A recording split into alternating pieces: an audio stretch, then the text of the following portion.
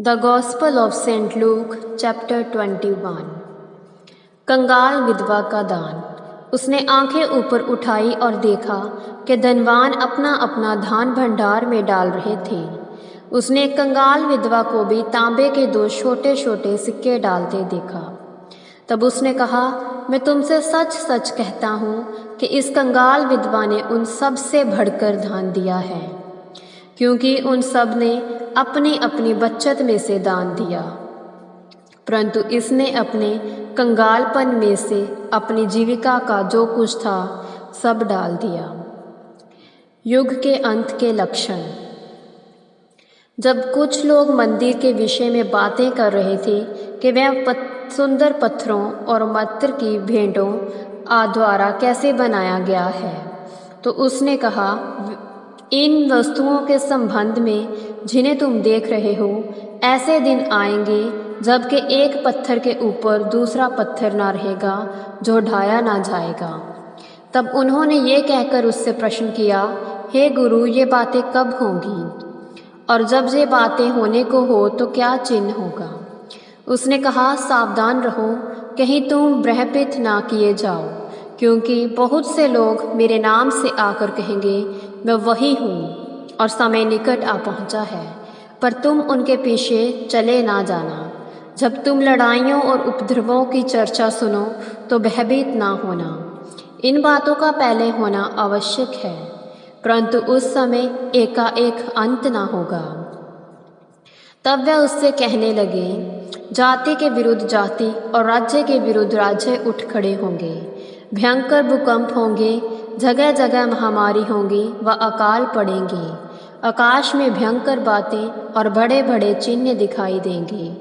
पर इन सब बातों के होने से पहले मेरे नाम के कारण वे तुम्हें पकड़ेंगे, तुम्हें सताएंगे और सभागृहों में ले जाएंगे और बंदी गृहों में डालेंगे और राज्यों व अधिकारियों के पास ले जाएंगे। इससे तुम्हें साक्षी देने का अवसर मिलेगा, अतः अपने मन में बचाव के लिए पहले से तैयारी ना करना, क्योंकि मैं तुम्हें ऐसी बोली और ऐसी बुद्धि दूंगा कि शत्रुओं में से कोई भी तुम्हारा ना तो सामना और ना खंडन ही कर सकेगा, परंतु तुम्हारे माता पिता, भाई संबंधी और मित्र भी धोखा देकर तुम्हें पकड़वाएंगे और तुमसे ये कितनों को मारवा डालेंगे। मेरे नाम के कारण सब तुमसे घृणा करेंगे, फिर भी तुम्हारा एक बाल भी भांगा ना होगा, परंतु अपने धीरज द्वारा तुम अपने प्राणों को बचाओगे। परंतु जब तुम यरूशलेम को सेनाओं से घिरा हुआ देखो, तब जान लेना कि उसका उजड़ जाना निकट है।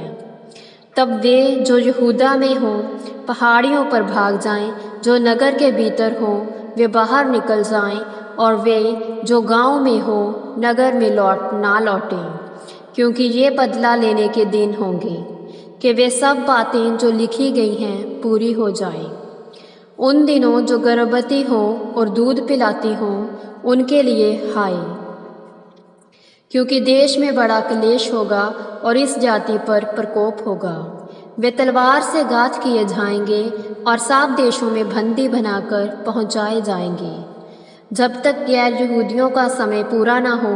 यरूशलेम गैर यहूदियों के पैरों के नीचे रौंदा जाएगा।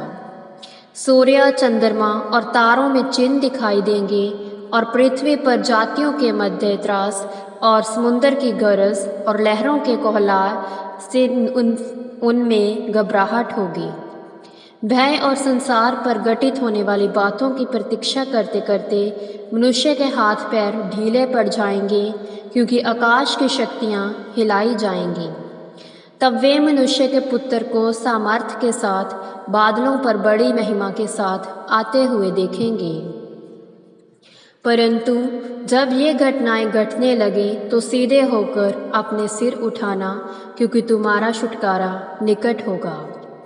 तब उसने उनसे एक दृष्टांत कहा, अंजीर के पेड़ और अन्य सब पेड़ों को देखो, ज्यों-ज्यों उनमें कोंपलें आती है तुम देखकर स्वयं जान जाते हो कि अब ग्रीष्म काल निकट आ गया है। इसी प्रकार तुम भी जब ये सब होते देखो तो जान लेना कि परमेश्वर का राज्य निकट है। मैं तुमसे सच कहता हूँ कि जब तक सब बातें घटित न हो, इस पीढ़ी का अंत न होगा। आकाश और पृथ्वी टल जाएंगे, परंतु मेरा वचन कभी नहीं टलेगा। सावधान रहो, कहीं ऐसा ना हो कि तुम्हारे हृदय दुराचार, पियक्कड़पन और जीवन की चिंताओं के भार से दब जाएं, और वह दिन एकाएक तुम पर फंदे की भांति आ जाए। क्योंकि संपूर्ण पृथ्वी पर रहने वाले सब लोगों पर वह इसी प्रकार आ पड़ेगा। परंतु तुम हर समय सावधान होकर प्रार्थना में लगे रहो, जिससे कि इन सब बातों से बच निकलने और मनुष्य के पुत्र के सामने खड़े होने के लिए तुम में सामर्थ हो। दिन को तो वह मंदिर में जाकर उपदेश दिया करता था, परंतु संध्या समय बाहर निकलकर सारी रात उस पर्वत पर जो जैतून कहलाता है बिताया था। सब लोग सुबह तड़के उठकर उसके पास मंदिर में उसकी सुनने के लिए आया करते थे। यह प्रभु की वाणी है। ईश्वर को धन्यवाद।